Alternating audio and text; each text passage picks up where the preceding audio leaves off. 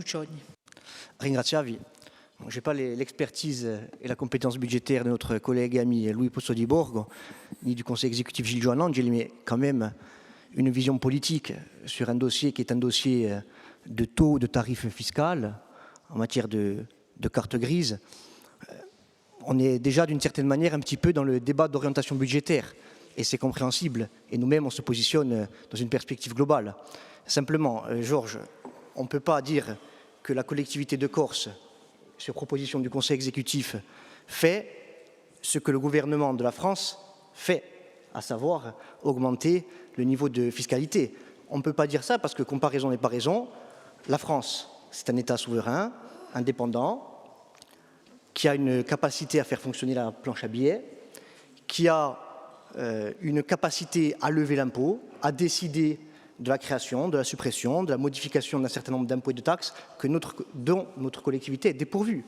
Aujourd'hui, ça a été dit par le Conseil exécutif président ADEC Gilles Joannangeli, la collectivité de Corse, bien que soumise à un statut particulier, bien que disposant d'une organisation et de compétences spécifiques, relève en matière de fiscalité du droit commun des collectivités départementales et régionales françaises.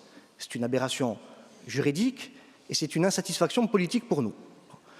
Premièrement. Deuxièmement, on ne peut pas non plus considérer la question de la taxe en la déconnectant, et ça a été rappelé par Louis Pozzo di Borgo, du contexte général, la conjoncture française, avec un impact très fort sur les collectivités territoriales en général, d'ailleurs qui conduit l'Association des régions de France à demander une hausse du tarif maximal en matière de carte grise de 60 à 80 € par cheval fiscal. On ne peut pas non plus faire abstraction de la structure générale du budget de la collectivité de Corse, puisque, ça a été dit par Gilles Joannangeli, il y a 6 taxes sur lesquelles la collectivité de Corse a un petit pouvoir résiduel en matière de tarifs, de taux et de coefficients. Donc, je pense que comparaison n'est pas raison. Il faut remettre là aussi l'église au centre du village.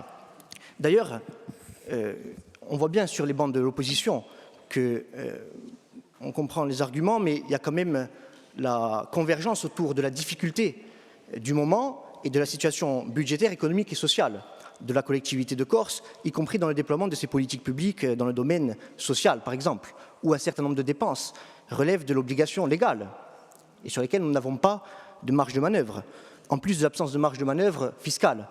Donc, considérant l'ensemble de ces éléments, c'est pas...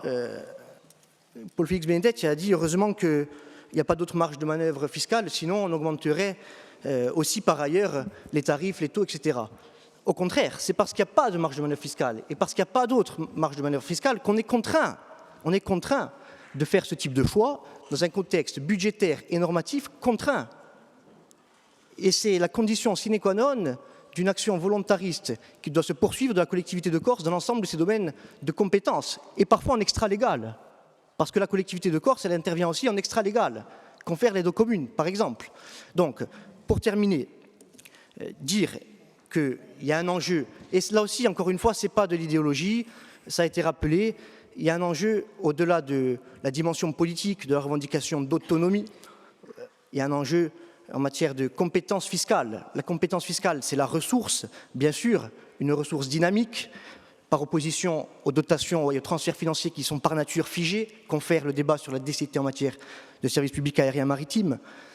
Mais la compétence fiscale, c'est aussi le pouvoir de décider comment on oriente un modèle de développement économique et social. Ce sont des choix politiques, les résidences secondaires, la spéculation foncière et immobilière, la TVA, l'impôt sur les sociétés. Et d'ailleurs, ça figurait dans la délibération du 5 juillet à autonomie. La justice, la fiscalité comme levier au service de la justice fiscale, de la protection environnementale, de la création de richesses, etc., etc. Mais là, on est déjà dans la perspective d'autonomie.